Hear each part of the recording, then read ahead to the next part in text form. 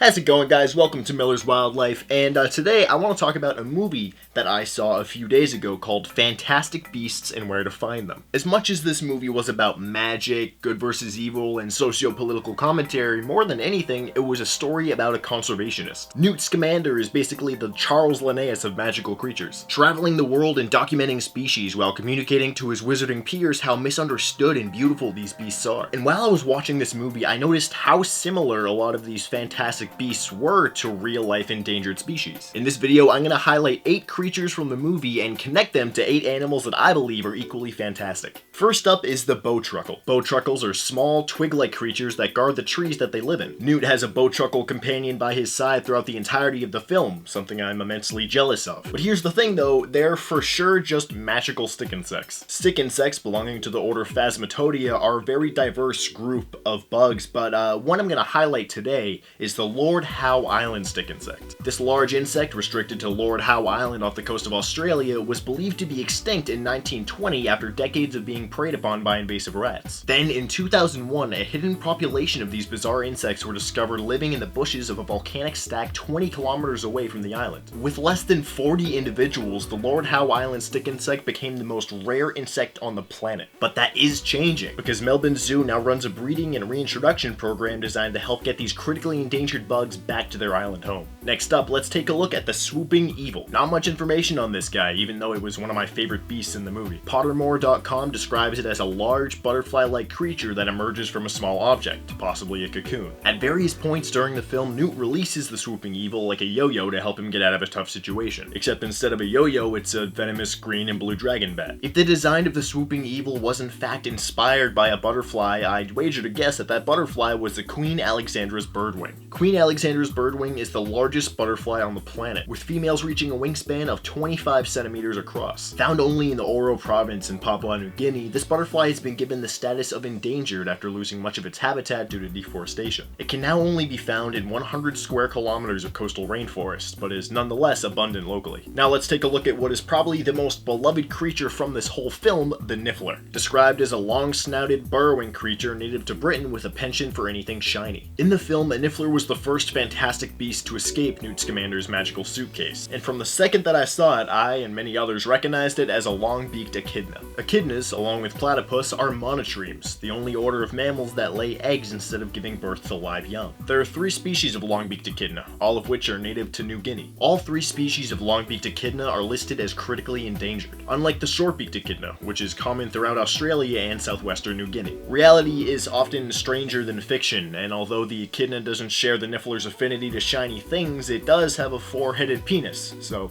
there's that. Moving right along, let's talk about the demigeise. I don't know how to pronounce it. Demigeise? Demigeise. Whatever it's called, it's a peaceful ape-like herbivore with the ability to turn invisible when threatened. In look, mannerisms, and general adorableness, I've connected this fantastic beast to one of the most beautiful and rare apes on the planet, the orangutan. Like the demigeise, the orangutan is a fairly shy animal, and the most solitary of all the great apes. While not exactly invisible, the orangutan is the only truly arboreal great ape, spending the majority of their time in the trees safe from predators on the ground. However, this tree-dwelling lifestyle doesn't protect them from the rapid and catastrophic deforestation that has led both species of orangutan to become listed as critically endangered. Clear-cutting and burning rainforest habitat to make space for palm oil plantations is the #1 threat facing orangutans today. So whenever you're at grocery shopping, make sure to avoid buying anything with palm oil as an ingredient. The orangutans will thank you. Next up is the akami, a plumed, 2-legged winged creature with a serpentine body that is fiercely protective of its eggs. These dragon thingies are able to grow and shrink to fit the available space, and their eggs are made out of silver, because why not? As soon as I heard fiercely protective of its eggs, I was immediately reminded of one of the greatest mothers in the reptile world and the longest venomous snake on the planet, the king cobra. Although it lacks the feathers, beak, wings, and legs of the akami, the king cobra is perhaps the most dedicated mother of all serpents. When pregnant, she makes a nest using her 13-foot-long body to scrape up leaves and debris into a mound. After the eggs are laid, she stays with them for up to 90 days, guarding them viciously. This level of maternal instinct is pretty uncommon among snakes, and with the largest largest king cobra on record being over 18 feet long, I think it would fit in just fine in Newt Scamander's suitcase. Next on our list of fantastic beasts is the Erumpent. Rhinoceros-like in appearance, the Erumpent is a dangerous beast whose horn has explosive properties. In the movie, an escaped Erumpent rampages through Central Park and attempts to make sweet, sweet love to Jacob Kowalski. Let's not kid ourselves here, that magic rhino is trying to straight up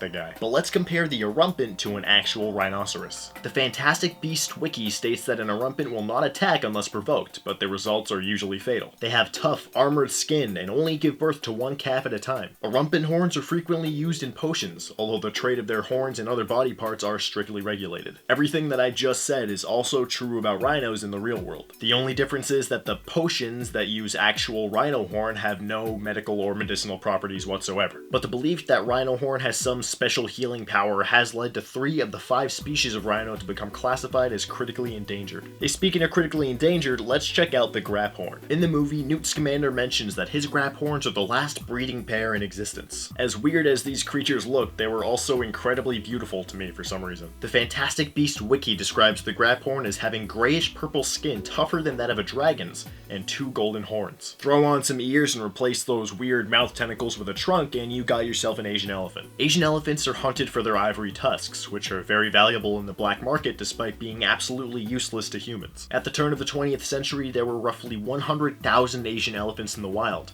and today that number has been reduced to less than 40,000 and still is in decline. I had a really emotional reaction to Newt saying that his were the last breeding pair in existence because it just comes so close to the reality that we face with the Asian elephant and so many other endangered species that could go extinct in my lifetime. I've seen the movie twice so far, and both times I got misty-eyed during that scene. Now let's check out the last creature on our list, the Thunderbird. A large bird-like creature that is closely related to the phoenix and has the ability to sense danger and create storms as it flies. Newt mentions in the film that the real reason that he traveled to the United States was to release his Thunderbird, named Frank, back into its natural habitat of Arizona. Basically, it's a giant eagle with 6 wings. Take away 4 of those wings and you have something pretty close to a Philippine eagle. The Philippine eagle is the largest eagle alive today in terms of length and wing surface. They max out at over 100 centimeters long with a 2-meter wingspan. Deforestation has unfortunately led to this powerful raptor becoming one of the rarest birds on the planet. They're listed as critically endangered, and under Philippine law, killing a Philippine eagle will land you a heavy fine as well as 12 years in jail. I don't think it was an accident that so many of the creatures in Fantastic Beasts and Where to Find Them have so much in common with actual critically endangered species in our world. It brings to light one of the most important issues that we currently face, the 6th mass extinction. So mad kudos to J.K. Rowling, you're a genius, and I didn't like Harry Potter that much, but I like this. But anyway, thank you guys so much for watching, and please subscribe, check out all my social media garbage, and I will see you